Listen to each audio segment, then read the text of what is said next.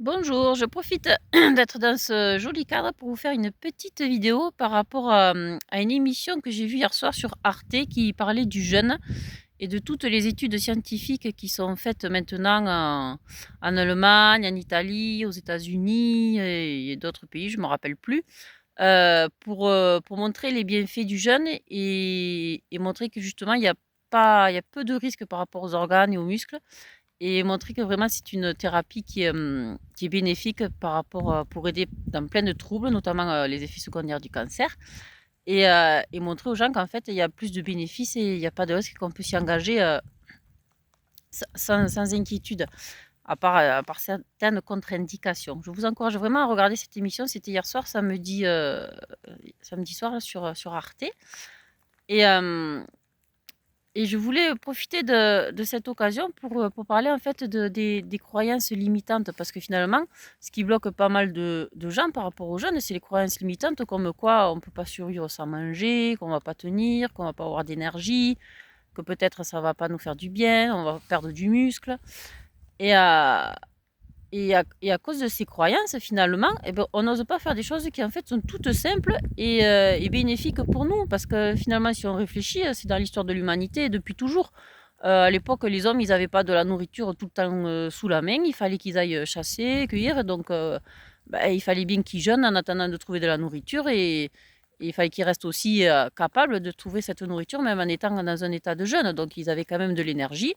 Ensuite, à travers toutes les religions, on voit bien que dans plein de religions, ils ont instauré dans des périodes de l'année, justement, des périodes de jeûne pour se purifier, pour se nettoyer. Donc, c'est que ça fait du bien, c'est que c'est bénéfique. Et puis, de toute façon, quand on est malade, si on regarde, quand on est vraiment très malade, en général, on n'a pas faim. Donc, le jeûne, il se fait absolument naturellement. Le corps se met en jeûne naturellement parce que c'est bénéfique pour lui. Il a le temps de se nettoyer. Et, et en fait, de faire le ménage pour repartir plus sainement. Moi, je vais vous raconter une petite anecdote par rapport à ça. Il y a quelques années, j'avais pas mal de problèmes de santé qui s'installaient et qui vraiment me pourrissaient la vie. J'avais des douleurs musculaires, de la fatigue, enfin, plein de problèmes. Et du coup, je commençais à me renseigner sur le jeûne. Et puis j'ai une amie qui m'avait prêté un livre sur un jeûne qu'elle l'avait fait.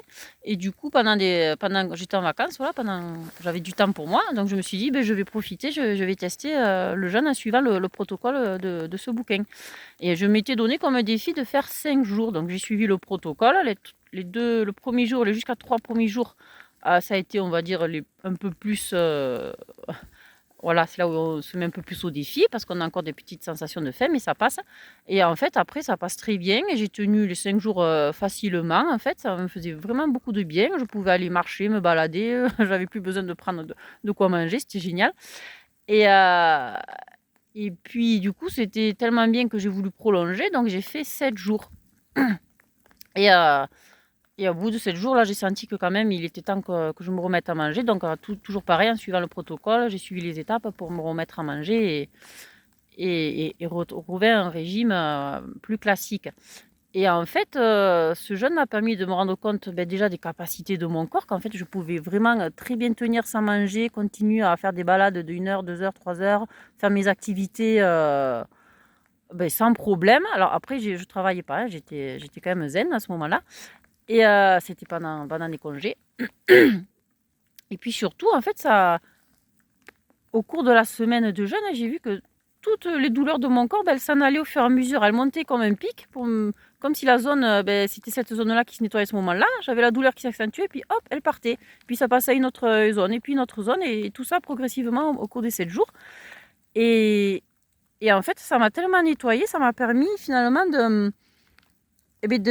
d'accéder à des sentiments, des émotions profondes qui étaient enfouies, que je n'arrivais pas à entendre et qui sûrement étaient la source aussi de tous mes maux, parce que je ne voulais pas m'écouter.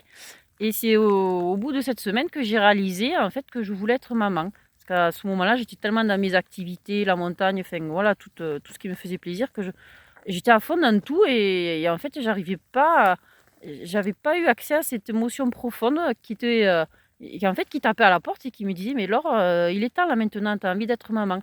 Et c'est au bout de cette semaine de jeûne que j'ai eu cette révélation. Ça m'a vraiment fait une illumination, un déclic. Et en fait, c'était génial, quoi. Et en plus, j'avais retrouvé... mais mon corps était tellement nettoyé que j'avais retrouvé de la souplesse. J'avais toujours souvent mal au dos. Là, j'avais plus mal au dos. Je me mettais au sol, je faisais quelques étirements, je faisais presque le grand écart alors que, ben voilà, sans effort particulier. Enfin, vraiment, je crois que c'est pour ma santé, c'est une des actions les plus bénéfiques que j'ai faites dans ma vie. Voilà. Après, il faut le faire dans des bonnes conditions, il faut suivre des protocoles, il faut se connaître. Voilà, il y a des contre-indications, on ne fait pas n'importe quoi. Mais moi, personnellement, ça a vraiment été hyper bénéfique. Et ensuite, dans la durée, j'ai instauré des jeûnes plus simples, comme le jeûne intermittent. Voilà, souvent, je ne déjeune pas le matin, ou je me fais une journée de temps en temps parce que je sens qu'il faut que je me purifie. Voilà, sans forcément repartir dans les grands jeûnes, mais en tout cas en installant une nouvelle hygiène de vie. Et en fait, tout ça pour vous dire que finalement, si on reste dans des croyances qui peuvent nous bloquer, ben, on peut passer à côté de plein de choses. Et finalement, moi, d'avoir osé, ben, j'ai découvert déjà, j'ai appris que je pouvais mieux me connaître, mieux voir ce qu'il y avait à l'intérieur de moi. J'ai appris à faire énormément confiance à mon corps. Maintenant, quand je pars, quand je fais des choses, ben, je sais que je vais tenir, en fait, puisque je suis capable de tenir 7 jours sans manger. Je vais bien tenir 3 heures ou une journée avec peu de... même si j'ai pas grand-chose. Voilà. Donc, en fait, ça apprend énormément à se faire confiance, à se connaître, et c'est vraiment une très riche expérience. Et finalement, euh, on peut élargir ça dans tous les domaines, parce que dès qu'on a un blocage, une peur, quelque chose, on s'empêche de faire les choses, alors qu'en fait, il suffit d'essayer. Voilà, il faut faire souvent juste un premier pas, commencer à s'informer, à se renseigner et oser faire les choses. Et puis après, on a de belles surprises et de belles découvertes. Voilà, je suis partie sur l'herbe, pardon, par là. Donc je vais en profiter pour vous montrer un petit peu la jolie vue, même s'il fait pas beau. Voilà. En tout cas, on est toujours bien dans la nature, quel que soit le temps. Sans le déluge et sans la tempête. Là, c'est magnifique. Bon, ben, osez aller vers l'inconnu, osez essayer de faire des pas, et en fait, vous aurez sûrement des belles surprises à l'arrivée. Belle journée à tous!